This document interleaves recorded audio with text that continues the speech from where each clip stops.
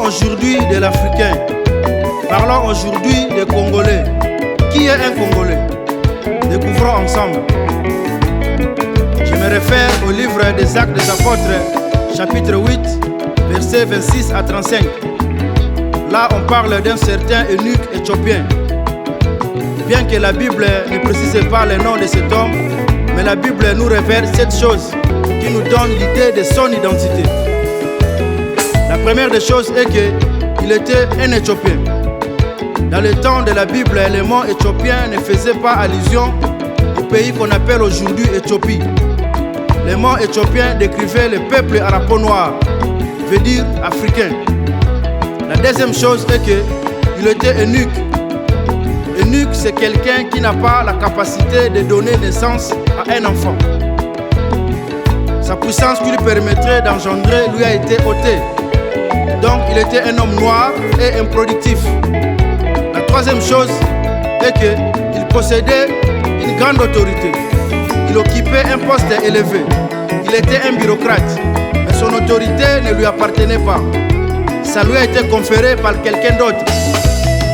La quatrième chose, il était ministre des Candances, ce qui veut dire que c'était un homme qui était soumis à son prochain.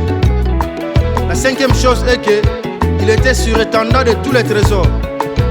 Il avait l'accès à des ressources, des richesses, comme diamants, or, coltan, beaucoup de choses.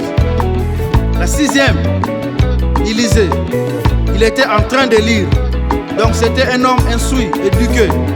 Il lisait mais il ne comprenait rien.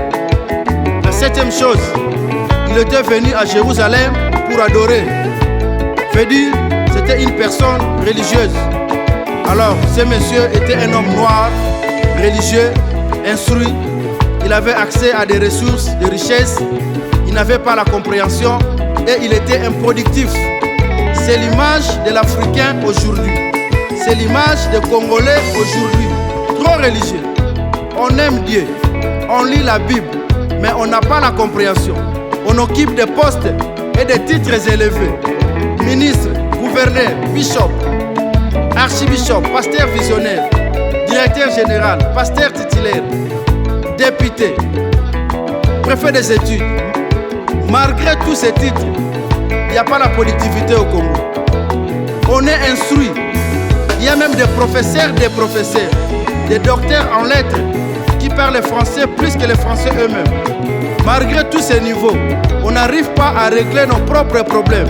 La solution vient toujours de l'Europe. Nonsense. I can say again, nonsense. Avec une identité pareille, on ne saura jamais exercer le leadership au Congo. Le leadership est utilisé dans une nation comme un bâton dans une course. Veut dire, tu cours, tu donnes le bâton à l'autre. Une génération court, donne le bâton à l'autre génération. Mais chez nous, ce n'est pas le cas. Libérez les bâtons, s'il vous plaît. L'ère est à l'émergence d'une nouvelle génération de jeunes leaders capables d'influencer la majorité de la population africaine. Pourquoi pas du monde?